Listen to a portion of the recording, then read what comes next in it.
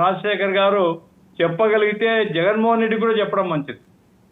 ఎందుకంటే ఇంతకుముందు ఆయన చీఫ్ మినిస్టర్ కానప్పుడు నాకు గుర్తుంది చెప్తూ కొట్టాలన్నాడు చీఫ్ మినిస్టర్. అది ఏం భాష అది? ఇటువంటివి ఇప్పుడు మొన్న బట్టలు ఇప్పదీయాలా? ఎందుకంటే ఒక ఉన్నత స్థాయి చీఫ్ మినిస్టర్గా పనిచేసినాను మొన్నటి వరకు. అటువంటి స్థాయి వ్యక్తి మాట్లాడేటప్పుడు పోయిందేమో పలకరించడానికి, పరామర్శించడానికి పోయినప్పుడు ఆ కుటుంబం తరఫున ప్రభుత్వాన్ని డిమాండ్ చేయొచ్చు, ఆ కుటుంబంలో ఉద్యోగం ఏంటి, లేకుంటే ఇదిగో హంతకుల్ని పట్టుకోండి, లేకుంటే ఫలానోళ్ళు ఉన్నారు ఇంకా చూడలేదు మీరు, ప్రభుత్వం నిష్పాక్షంగా ఉండాలా అని డిమాండ్ చేయొచ్చు. అట్లా కాకుండా వచ్చిందేమో జనం విపరీతంగా వాళ్ళు తీసుకుని వచ్చినారు, ఆ హెలికాప్టర్ పాడైపోయింది, లేకపోతే ఇంకోటి. ఈ పద్ధతిలో నేను చెప్పేది ఏమిటంటే మనం చిల్లర వ్యవహారము రాజకీయాల్లో ఉన్నప్పుడు చేయకూడదు. మనం ఎవరైనా ఇతరులు చూసి అయ్యో పాపం అనిపించేటట్టు ఉండాలి తప్ప వీళ్ళంతా ఇదే పద్ధతిలో ఇది మారరు అనేటువంటిది వాళ్ళకు కూడా ఉపయోగపడదు. కాబట్టి ఏమైనప్పటికీ ఈరోజు భారతి గారిని ఈ భారతి గారికి ఏం సంబంధం అంటే ఏం మాట్లాడినా ఆమె మీద ఎందుకు మాట్లాడతారు? అయితే ఇంతకుముందు ఏది ఆమె భువనేశ్వరి మాట్లాడలేదా? అది కూడా తప్పే. ఆ రోజు చెప్పిన చాలా ఇట్లా డిబేట్లలో తప్పు తప్పు తప్పు. ఒక గృహిణిని రంగంలోకి తీసుకొని రావడం, ఆ తర్వాత DNA టెస్ట్ చేయాలని చెప్పడం, ఇవన్నీ ఎక్కడికి పోతాయి? నవ్వుకోవడానికి పనికి రావచ్చు, కానీ ఎంత దుర్మార్గం అది. అటువంటి భాష ఎవరు వాడినా క్షమించరాదు. కాబట్టి ఈరోజు అరెస్ట్ చేశారు, కేసు పెట్టినారు. ఇంతవరకే కాదు, ఖచ్చితమైనటువంటి మెసేజ్ తెలుగుదేశం వాళ్ళు ఇవ్వాలా. ఇటువంటి భాష ఏ ఒక్కరు వాడినా కానీ మేము క్షమించము, సహించమనేటువంటి పద్ధతిలో కూటమిలో చెప్పుకుంటే, ఇంకా వైసీపీ వాళ్ళు చెప్తారు అంటే అది వాళ్ళ బాధ్యత, వాళ్ళు కూడా చెప్పుకోవాలి. ఆ రకంగా సభ్యతగా మనం రాజకీయాలు చేయాలి తప్ప అసభ్యంగా రౌడీలాగా ఉండకూడదు. ఇప్పుడు ఊరగడ్డ అనంతకుమార్ అన్నాడు, ఇప్పుడు ఏమైనాడు? జైల్లో పోయి కూర్చున్నాడు.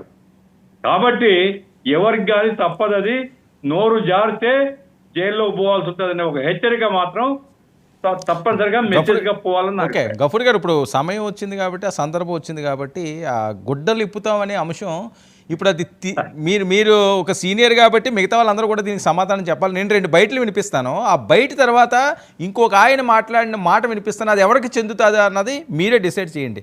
ఒకసారి పవన్ కళ్యాణ్ గారు బయట ప్లే చేయండి. దగ్గర ఉన్న ఈ ద్వారంపూడి చంద్రశేఖర్ రెడ్డి దగ్గర, ఈ గోండా దగ్గర ఒక 50 మంది క్రిమినల్ గ్యాంగ్స్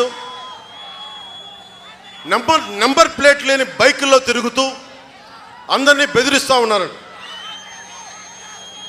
ద్వారంపూడి చంద్రశేఖర్ రెడ్డి దగ్గర ఉన్న గూండాలందరికీ నేను కాకినాడ నడిబొడ్డు నుంచి చెప్తున్నా, మీ పద్ధతి మార్చుకుంటారా? మార్చుకోండి.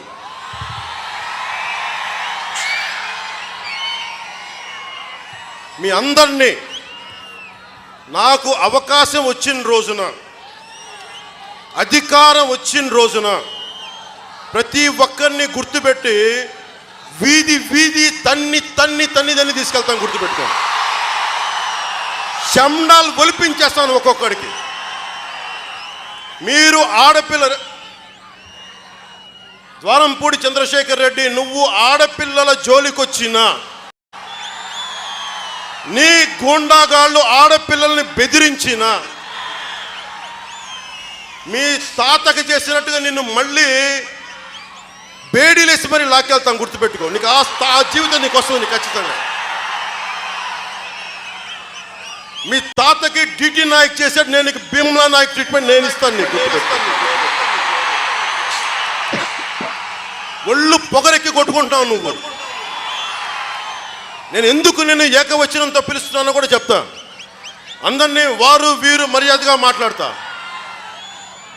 వారు వీరిని మర్యాదగా మాట్లాడతా. నువ్వు నన్ను పచ్చి బూతులు తిట్టావు అకారణంగా, మామూలుగా తిట్లా. నీకెంత బలుపు అంటే, నీకు డబ్బులు ఎక్కువైపోయి వచ్చిన బలుపు నీకు. నువ్వు మా ఆడపడుచులను కొట్టించావు చంద్రశేఖర్ రెడ్డి. నువ్వు గుర్తుపెట్టుకో, ఈ రోజు నుంచి నీ పతనం మొదలైంది.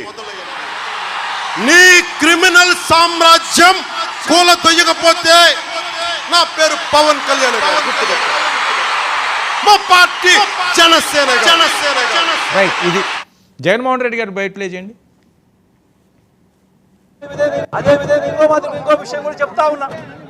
ఇదే చంద్రబాబు నాయుడు గారికి చెప్తా ఉన్నా, ఇదే పోలీసులకు చెప్తా ఉన్నా. పోలీసులు ఎవరైతే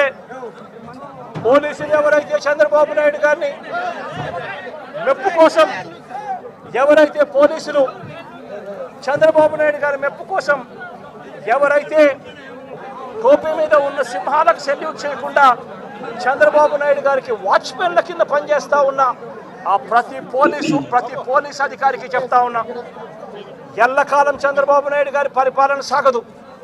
చంద్రబాబు నాయుడు గారి పరిపాలన త్వరలోనే వస్తుంది. ప్రతి పోలీస్ అధికారికి కూడా చెప్తా ఉన్నా, మీ బట్టలు ఊడదీస్తామని చెప్పి ప్రతి పోలీస్ అధికారికి మీ యూనిఫామ్ తీస్తాం, చట్టం మిమ్మల్ని నిలబెడతాం, దోషులుగా మిమ్మల్ని నిలబెట్టి మీ యూనిఫామ్ తీయించి మీకు ఉద్యోగాలు లేకుండా చేస్తామని కూడా ఈ సందర్భంగా. రైట్, ఇదండి ఈ బట్టలు తీసే కార్యక్రమం వీళ్ళు చెప్తే ఆ రోజు పవన్ కళ్యాణ్ గారు కూడా గొడ్డలు ఇప్పించి రోడ్ల మీద డ్రాయర్లతో పరిగెట్టిస్తానని చెప్పి ఆయన కూడా మాట్లాడిన సందర్భం ఉన్నది. దానికి పేరు నాని గారు ఆ రోజు మాట్లాడేది చిన్న బిట్టు, అది ప్లే చేయండి. ఏమి అలవాట్లు రా బాబు మీకు? బట్టలు కూడా తీసి చూస్తా, నిన్ను అండర్వేర్ మీద చూస్తా, మానసిక రోగం ఏమన్నా వచ్చిందేంటి రా బాబు మీకు? ఈ గొడ్డలోడు తీసి చూడటం ఏంటి, అండర్వేర్ మీద చూడటం ఏంటి, ఏంటిదంతా? ఏమి అలవాట్లు రా బాబు మీకు? బట్టలు ఇదండి, అది ఎవరు బట్టలు తీస్తున్నట్లు, ఎవరికి మాట్లాడుతున్నట్టు, ఇది ఎవరికి చెందుతున్నట్టు.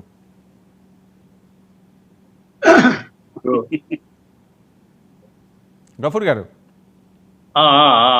వర్మ గారు, ఇప్పుడు పాయింట్ ఏమిటంటే పవన్ కళ్యాణ్ అన్న దాంట్లో మా ఆడవాళ్ళ మీద దాడి, మా ఆడపడుచుల మీద దాడి చేసినాం అది ఇది అని అన్నింటినీ కూడా ఎవరిని ఉద్దేశించి రౌడీలు 50 మంది రౌడీలను పెట్టుకున్నాం అది ఇది ఆ పద్ధతి. సరే, ఆవేశంలో చెప్పాడు.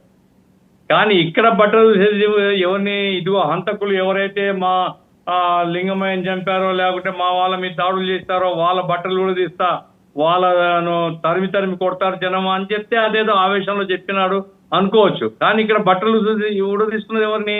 పోలీసులను ఊడదీస్తా అంటున్నాడు. కాబట్టి కొంచెం జగన్మోహన్ రెడ్డి గారి స్థాయిలో కూడా మార్పు రావాలా. ఇక మొత్తం రాజకీయాల్లో ఉండేటువంటి వాళ్ళందరూ కూడా తమను తాము కంట్రోల్ చేసుకుంటే ఈ పరిస్థితి రాదు. ఎందుకంటే ఇప్పుడు ఈ బట్టలు ఊడదీసేది రాజశేఖర్ గారే చెప్పాలా, ఈ ఫ్యాంటసీ ఏమిటిదో. ఒక ఆయనేమో బట్టలు కూడా తీసుకొని ఆయన మొత్తం రాష్ట్రం అంతటా వీడియో మొత్తం అందరు చూశారు జనం. ఒక ఎంపీ మరి ఎందుకు ఇట్లా అవుతుంది ఏమిటి? ఆ ఎంపీ మీద కనుక ఆ రోజే క్రమశిక్షణ చర్యలు తీసుకుంటే బట్టలు కూడా తీసే వాళ్ళకు ఇదిగో ఈ పనిష్మెంట్ ఉంటుంది అని అర్థమయ్యేది. ఏమైనప్పటికీ రాబోయే కాలంలోనైనా రాజకీయ నాయకులు సభ్యతగా మాట్లాడి తాము చెప్పదలుచుకున్న అంశాన్ని ప్రజలకు అర్థమయ్యే పద్ధతిలో చెప్పి ఆ రకంగా నిర్మాణాత్మకమైనటువంటి విమర్శలు చేస్తే గౌరవిస్తారు.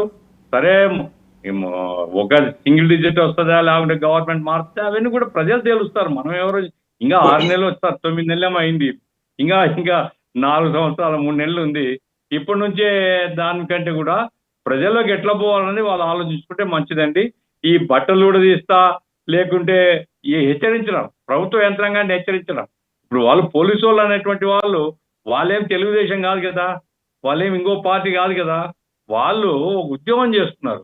కాబట్టి వాళ్ళని బెదిరించేటువంటిది, వాళ్ళని నియంత్రించేటువంటి పద్ధతి ఎవరు చేసినా సరైనది కాదు. అధికారం ఉందని తెలుగుదేశం వాళ్ళు వాళ్ళ మీద పడినా, లేదు ప్రతిపక్షంలో ఉండేటువంటి వాళ్ళు బెదిరించినా అది సరైనది కాదు. వాళ్ళు నిష్పక్షపాతంగా మీ డ్యూటీ చేయమని అడగొచ్చు.